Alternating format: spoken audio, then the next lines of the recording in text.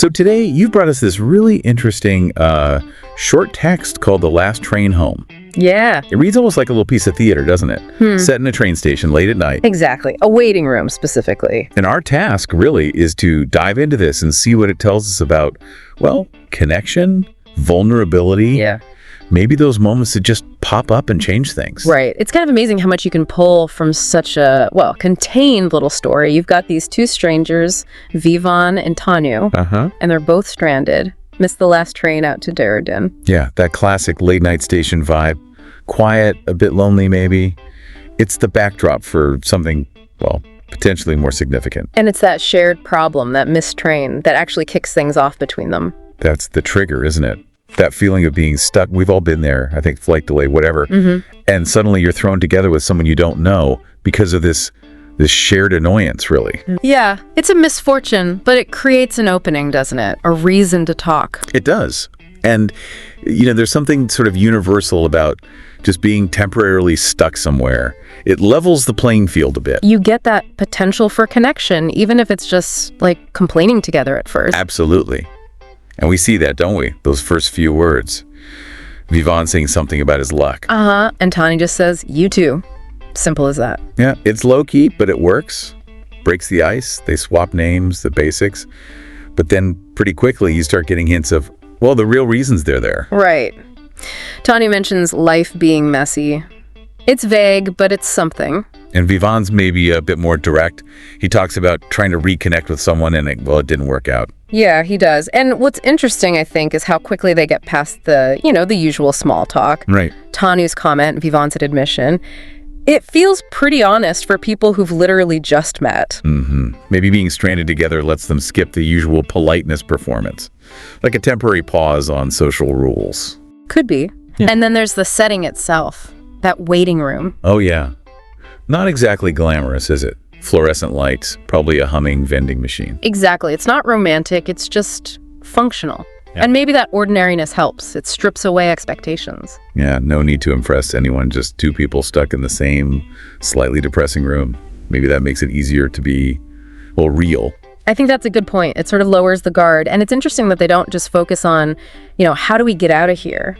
That is interesting. They acknowledge it, sure, but then the conversation shifts pretty fast to more personal stuff. Yeah, like Tanu talking about missing peaceful silence. Right, that image of being on the roof, looking at the stars, asking those big classic questions. Why people leave, feeling alone, what's the point of it all? It's quite a revealing thing to share. It really is, and Vivan picks up on that right away. He does, he gets it. That desire for peace, feeling like you're just running around in circles.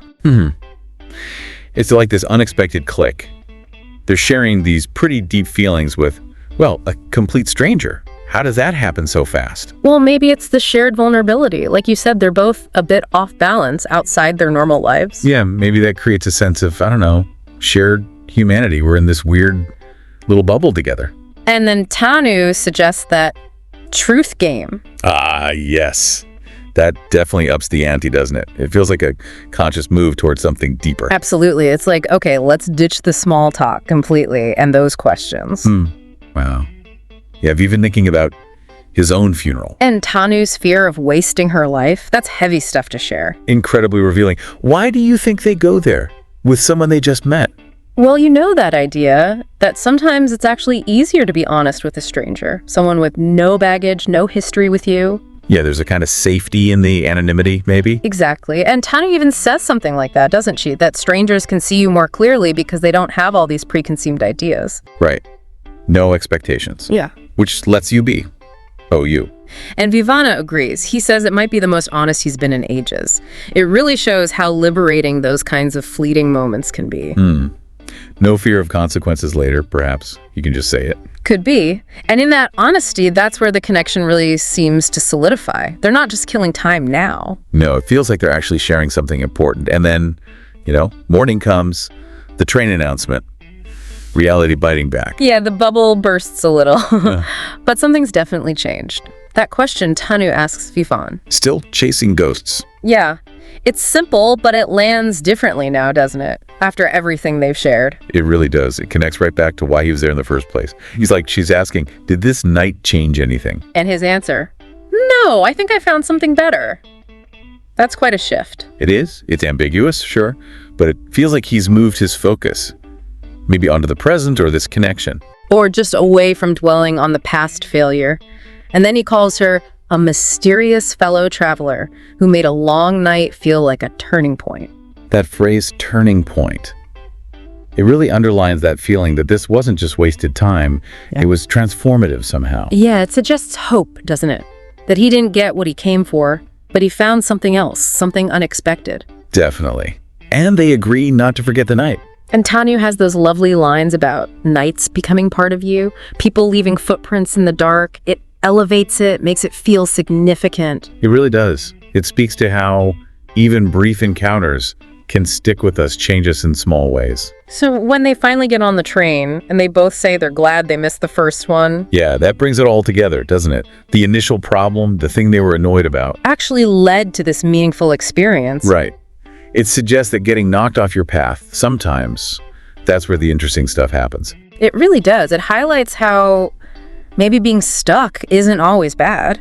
It can force a pause, create space for reflection, for connection, things we miss in the everyday rush. Makes you think about those random little interactions we all have, doesn't it? It does. So for everyone listening, what's the big takeaway here? This little story really shows how these chance meetings, especially when you're feeling a bit vulnerable, can lead to this surprising closeness and maybe even shift your perspective in ways you just didn't expect. Yeah, it suggests that when things don't go to plan, when you get delayed or derailed, maybe that's an opportunity. Maybe you find something more valuable than whatever you were chasing in the first place. It really makes you wonder, doesn't it? Have you, listening now, ever had one of those unexpected encounters? Maybe something that started out inconvenient, even annoying. Right. But looking back, it actually led to some kind of important realization or pushed you in a slightly different direction. Think about those times your plans got messed up. Did it maybe lead to a connection you wouldn't have made? Or an insight you wouldn't have had otherwise? Exactly. And looking at stories like this, it just reminds us that, human connection is often pretty unpredictable. And that growth can come from surprising places. So maybe a final thought to leave you with. Think about those brief encounters in your own life, those maybe seemingly insignificant moments with strangers. Yeah, could any of them have left those subtle but maybe meaningful footprints in the dark on your own path? Something to think about.